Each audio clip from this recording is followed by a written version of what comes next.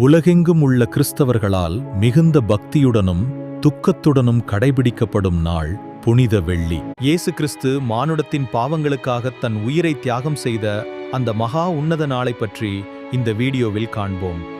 2000 ஆண்டுகளுக்கு முன்பு கல்வாரி மலையில் இயேசு கிறிஸ்து சிலுவையில் அறையப்பட்டார். அவர் பட்ட துன்பங்களும் சிந்திய இரத்தமும் மனிதகுலத்திற்கு விடுதலையையும் மன்னிப்பையும் வழங்கியது. அதனால்தான் இந்த துக்க நாளையும் நாம் புனித வெள்ளி என்று அழைக்கிறோம். இந்நாளில் விசுவாசிகள் நோன்பு மேற்கொள்வது வழக்கம். பலர் அதிகாலை முதல் மாலை 3 மணி வரை அல்லது ஒருவேளை மட்டும் உணவு உண்டு உபவாசம் இருப்பார்கள். அசைவ உணவுகளை தவிர்த்து ஆடம்பரங்களை துறந்து அந்தச் சேமிப்பை ஏழைகளுக்கு தானமாக வழங்குவது சிறந்தது.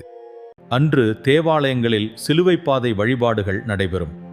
குறிப்பாக மதியம் 12 மணி முதல் 3 மணி வரை இயேசு சிலுவையில் மொழிந்த 7 திருவசனங்கள் குறித்த தியானங்கள் நடைபெறும்.